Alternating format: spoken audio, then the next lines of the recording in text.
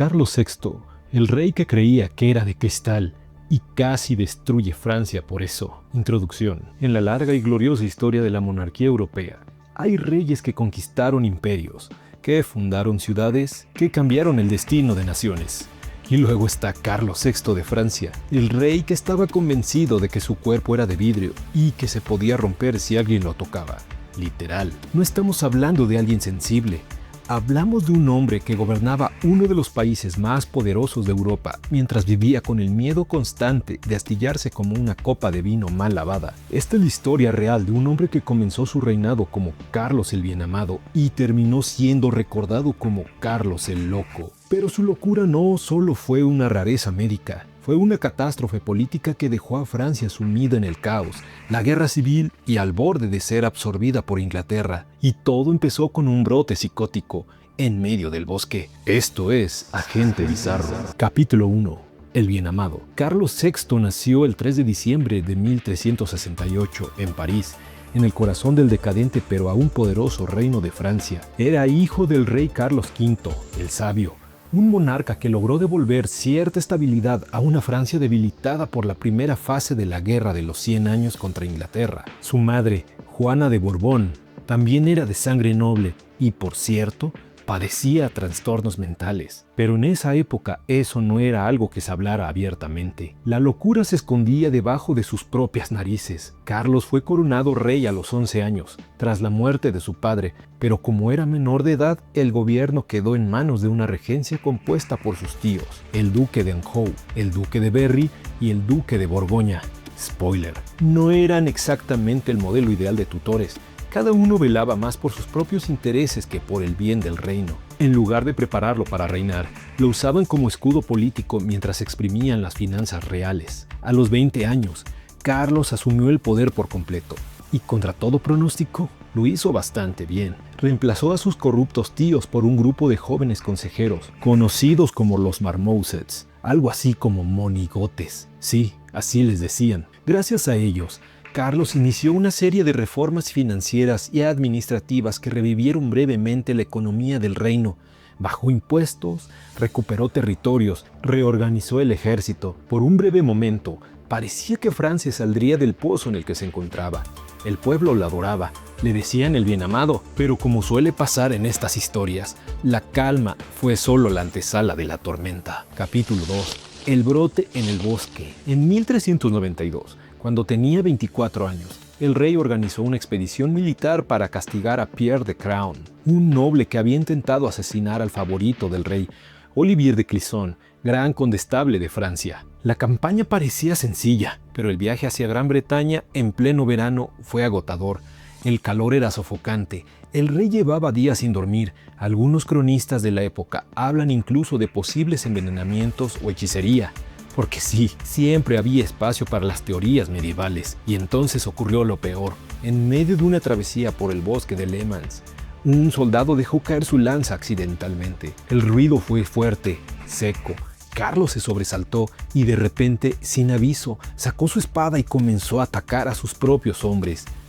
A 4 de ellos, antes de ser detenido por sus escoltas. Luego cayó en coma. Cuando despertó, algo en él se había roto. Su mente ya no funcionaba como antes. La crisis había dejado una grieta y no sería la última. Este fue el primer episodio registrado de lo que hoy podríamos diagnosticar como esquizofrenia o psicosis crónica. Pero en el siglo XIV no existía la psiquiatría, solo la superstición, los médicos incompetentes y la creencia de que los locos eran instrumentos del diablo o elegidos de Dios, una ruleta peligrosa, según te cayera el sermón. Capítulo 3. La mente de vidrio. Tras ese episodio, Carlos comenzó a sufrir frecuentes y profundos trastornos mentales. A veces se encerraba en habitaciones oscuras durante semanas. Otras veces no reconocía a su esposa, Isabel de Baviera, ni siquiera a sus hijos. Hubo ocasiones en las que deambulaba por los pasillos del palacio, aullando como un animal. O creía que era San Jorge, pero el delirio más persistente y más famoso fue su convicción de que estaba hecho de vidrio, como una frágil copa de vino. Creía que su cuerpo podía astillarse al menor contacto.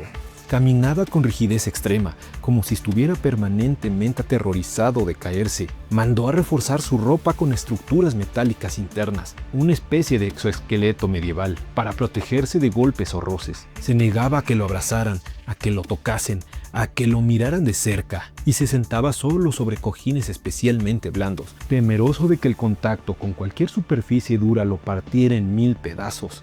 Este fenómeno hoy se conoce como síndrome del hombre de cristal, una forma rara de delirio psicótico que, de hecho, aparece en otros casos históricos documentados. Incluso hay menciones de nobles que creían estar hechos de mantequilla o de que sus narices eran de vidrio. Ya saben, cosas de la Edad Media. Pero el problema aquí es que el afectado no era un plebeyo o noble cualquiera, era el jodido rey de Francia. Capítulo 4. El reino sin rey. Mientras Carlos vivía atrapado en su mente de cristal, Francia seguía girando, o más bien tambaleándose. La guerra con Inglaterra se reanudó. Los impuestos subían, los campesinos se rebelaban, y lo más grave, el vacío de poder en la corte provocó una guerra de cuchillos entre su hermano, Luis de Orleans, y su primo, Juan sin Miedo, duque de Borgoña. Luis gobernaba de facto durante los brotes del rey, tenía influencia, dinero, amantes y un ego descomunal. Juan, por su parte, se consideraba más legítimo para regir en nombre del rey. Lo que empezó como una disputa de palacio terminó en asesinato. En 1407, Luis fue acuchillado brutalmente en una calle de París por orden de su primo Juan. Eso rompió cualquier resto de estabilidad. La corte se dividió en dos bandos irreconciliables, los orleanistas y los borgoñones. Cada uno controlaba regiones distintas, ejércitos propios y su propia versión de la verdad. Francia era un rompecabezas en guerra consigo mismo. Y mientras tanto, el rey seguía convencido de que si caminaba apresuradamente, podrían romperse sus piernas y hacerse añicos al caer. Capítulo 5.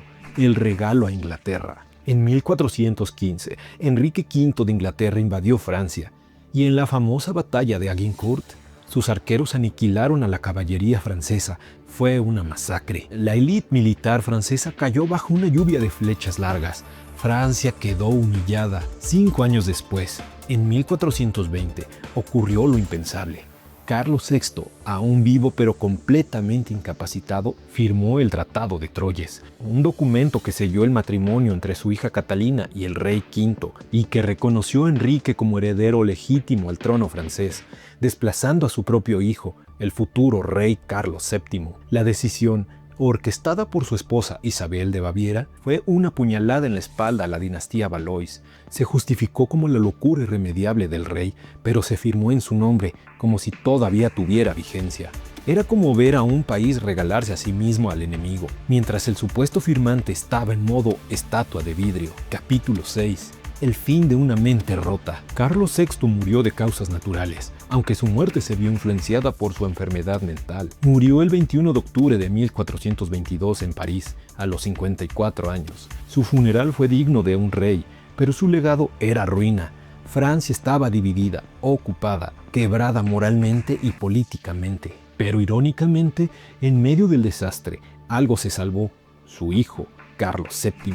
El desheredado aún tenía seguidores fieles, y no mucho después, una joven campesina llamada Juana de Arco afirmaría haber escuchado voces divinas que le decían que debía liberar Francia y restaurar el verdadero heredero. Pero esa es otra historia. Conclusión: la historia de Carlos VI es una tragedia medieval con tintes de locura clínica, superstición política y una buena dosis de ironía histórica. Un rey que empezó con todas las cartas para ser grande, pero cuya mente colapsó lentamente, llevándose consigo medio país. Nos reímos con razón de lo absurdo de pensar que alguien pueda creerse de vidrio, pero el daño que hizo fue real. Las guerras, los asesinatos, los tratados desastrosos, todo eso ocurrió mientras el rey temía romperse por un simple roce. Carlos VI fue un hombre atrapado en sí mismo, víctima de una enfermedad sin nombre, en una época sin tratamientos, pero también fue una bomba de tiempo en el trono, y su historia nos recuerda una verdad incómoda. Cuando el líder pierde el juicio, el reino entero puede astillarse con él. Si te gustó el video, ya sabes lo que tienes que hacer. Dale like y recomiéndaselo a tu amigo, tu amante, o si quieres, ¿por qué no?, a tu mascota. Suscríbete si quieres ver más historias de reyes locos, mensajes divinos o traiciones familiares. Y hasta aquí el delirio de hoy, mis agentes bizarros. Cambio y fuera.